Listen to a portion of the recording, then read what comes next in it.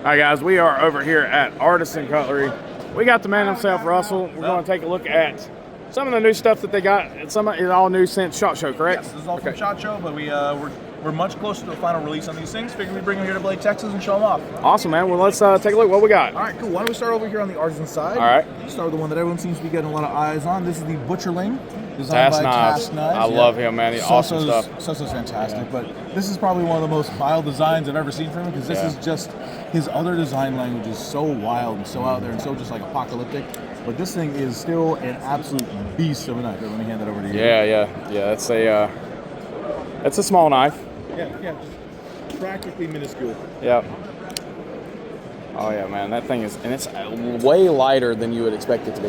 Way lighter. A little bit of pocketing on the inside, but look how many grinds are on that blade. And that's one of the things he is absolutely known for. Nightmare to sharpen, fun to look at. That is really sweet. As well. So that is the Butcherling by Task Knives. Let's move on to one of our designers we brought along to the show, Mr. Dustin Rhodes. This is the Beast with 2 E's. The Beast. Both. I mean, it's as he says, it's a beast of a slicer.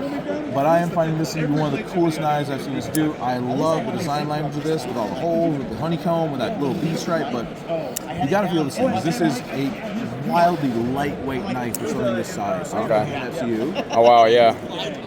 Action's fantastic. What would these videos be? Feeling hand's amazing. I love that. How much blade compared to handle, it's got just so much blade on it. And that reverse flick is money too. So good.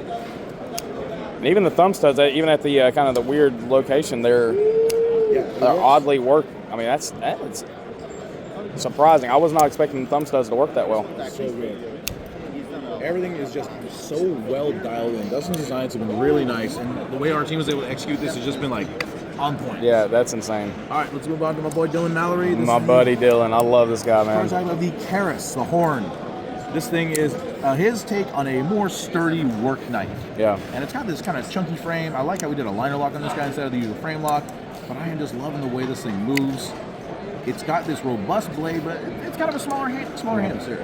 He knows how to make a knife feel small in hand, even, but not in a bad way. That almost sounds bad, but just absolutely beautiful. This is one I'm very excited about. It reminds me. It's got that Mallory design language that I just absolutely love. Absolutely beautiful. Dylan does great work on these things. And like I said, Dylan is an awesome individual. Love him to death, man. So that's the Karis. Let's move on to this guy over here, the big one. This is and I'm sorry, Wayne, for butchering the name, the Fragrach. So this is our first design with Wayne Sharp World. Yep. I'm sure he's watching. Hi, Wayne. This thing is big. Like, look at this thing. Yeah. My God. I got my hands on that yesterday during the live stream. This thing is chunky. We're going to be doing a few changes to this guy in the final production, but I am stoked about having another big knife on deck. Yeah, and it's another one that, even though it's a big boy, it doesn't feel like a big knife in the hand. It feels substantial, but not overly so. Filling. Not so much just like bulky, but fills the hand effectively. Right. It's not super. It's thin. It's just not like extra thin. It's still got some mass in hand. Very, very good. Very good. That one's nice. I'll give it again. It's Fragrach. The Fragrach. Very, very Gaelic. All right, moving on to the CJRB side. Got another Dylan Mallory design. This is the Droma. And so I do kind of think these two have a bit of a similarity when it comes to the design language, obviously, but that blade shape is kind of it's a different, well, that's Mallory. I mean, if we go down and look at where is it at another here? I mean, you look at the Tylos, which has that same. When you see a Mallory knife, you just know it's a Mallory knife. It's that drop one, but I think while these have a similar blade shape, they are really different purpose knives. Like, this is a more substantial work knife. This gives me almost like steak knife vibes. Yeah. There's something kind of classy about this guy. Also, on top of that, I love the way we did the aluminum scales with the inset G10. Like, this feels nice, but there's something very sexy about this knife that really is talking to me, and I'm very happy the way that Dylan got that done. Yeah. And if I understand correctly, you guys are going to be offering different inlay materials and things like different inlays. Different color aluminum, different color inlays. Yeah. Really, really nice. This reminds me of the last CJRB knife he did with you guys. I cannot think of the name of it now to save my life. Centros, oh boy, I'm blanking on. Yeah. sorry. I'll put it on the screen, but you guys know exactly which one I'm talking about. I just did the Ace. Yes. Yeah. It kind of gives me that same similar vibe. It's yeah, really, that gentlemanly. It isn't a big. It's a wide knife with a wide functional blade, but it does kind of give you that impression of this knife is small when it's closed. It's large when it's open. Yeah. Actually, the A's did that really well too. Yeah. Dylan does blade to handle length. Blade to handle ratios really well. He really nails it. So that is the Droma. Let's move on to another Justin Rhodes piece. I love this one. Yeah, I mean, come on, why not? Why would you not love it? This is the Nanner. How did they get that name? Well, Dustin was going to call it the Banana, and I'm just like, that's a little too on the nose. It's called the Nanner. Really? This is as you can tell, a bit of a banana blade. But that's a fun one. This thing is actually, at least in my mind, it's a great EDC if you're looking to have kind of a slicer or kind of a prep knife, but this thing also doubles as a kind of a wicked tactical. Yeah, It got a slicey blade shape. It's got a great grip in the backhand. It's a cool piece, and it's unique. Oh, that front flips really well. It's got great geometry to really hit those angles. Yeah. There we go. Now we're focused. Really cool. That one I wanted to get that in hand. It actually feels remarkably well in hand. It's so nice. So we're going to make it a little bit bigger as the final production gets closer, so it's just going to have a bit more space in the hand. I think it's going to take some of those issues that some people were mentioning with their larger hands and they have a hard time really getting it open. It should fix that up really easy. Nice. So moving onwards, we've got two different design blades from Ray Laconica. Okay. So these are both the Kestrel. And we're still trying to figure out which one of these we want to run or if we're going to run both of these. Well, let's start over on this side with the one that seems to be the more popular version. This is the Warncliffe Kestrel. Yeah. Kind of like a warny harpoon kind of thing. Yeah. I love that shape where it kind of just intersects with the spine really nicely.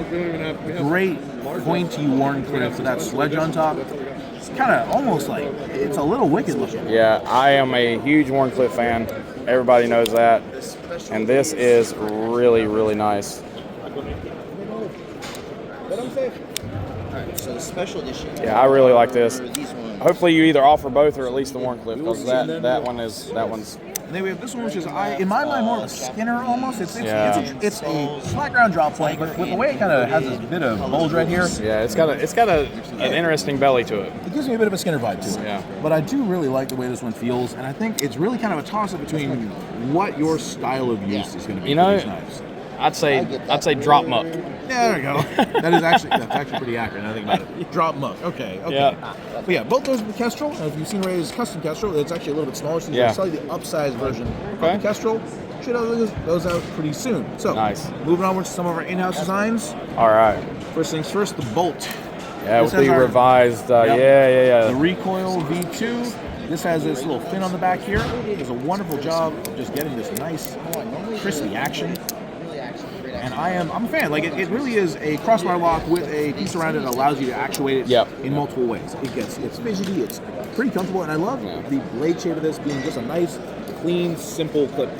And I had the OG recoil lock, and with the one with the flipper, I can't remember the name of it now because we're fried, but fantastic design. Oh yeah. I mean, do you see the other ones over here, the customized ones? It's a good one. Nice. I'm really excited to see you guys revisit that recoil lock. I'm hoping to see this becomes kind of our next big hit. We're positioning to make it the next big pyrite. Hopefully it'll be there. We'll see what the industry says. Yeah. But I have high hope for this one in particular. Very good. Moving on, two more. We're kind of taking some traditional roots for these style of knives. Both of them have their own history and their style, but we decided to make a modern version of it. They're both going to have the secondary button locks removed. Okay. So it's just going to be a plain old button lock. Personal preference. That's a good thing. Yep. But I'm just loving the way we're doing the bolsters and just the nice, nice contoured shapes on here. So let's start with this one. This is the Sasaya, which is a culinary word for bamboo leaf. Gotcha. And if you can tell, this is a take on the Sheelan cutter. Yep. Which, with the blade shape, was modeled after the bamboo leaf, having that nice kind of tipped leaf shape. I think this thing is, I love the traditional Sheelan cutters. I have a couple at home that I am very fond of. I'm a fan of the Sheelan cutter as well. Really cool. It's such a great user, but I like how we kind of smooth this out a bit. We've made this blade a wide, slicey blade. It's like the crumble, and the way this thing feels in hand is just so comfy. Here, I'll pass one over to you to play with. Fantastic. Yeah. great action, nice and crispy. But it's a nice user, and there's a real elegance to it that I love. Very, very good. Yeah, I'm excited about this one. This is one I watched the coverage on, and I was like, yeah, I gotta get that. 'Cause like I said, I am a huge fan of the shielding cutter. I love any utility. That's why I'm the Warncliffs, Sheepfoots, anything where I don't have to crank up to get that utility cut. I like having that downward tip. That works It's got that really nice, well. just that nice bit of belly, that ease of use of the handle. Yeah. And I'm really just excited to see where this one goes. I'm excited to see if we're going to keep it the way it is. And I want to see a little modification to it in the final version. We shall see. Awesome. All right, moving onwards. The last one on Last one. This is the Glacier, and this one is kind of I'm going to say it's kind of like it's a folding steak knife. Yeah. I mean, it really looks like it. It really is. But we did a nice bit of contouring on the scales here. The bolsters again. And I'm just like, all right, it kind of gives me slight open L vibes, just a little bit. Yeah, okay. Just a hair, but I like the length of this. If you want to carry something that's more long than big, I think that does a lot of good things. Oh yeah, and typical of these new button locks y'all have been doing, the action is great on them. You do a good job on the bearings. What can I say? Yeah, I like that. That's awesome. Is that a trick question? But yeah, that's what we got going on. Right. It's been a good show so far. We're all a little beat, but we are excited to see these things come out sometime soon. And thank you for a great Blade Texas. For anyone who was here watching the stream or watching the video, Yeah, it's been awesome, man. Russell, thank you so much for taking the time, man, you, and mustering the energy. We're like I said, we're just beat right now, man. It's been a long 2 days. So we'll catch you guys on the next one. Take care.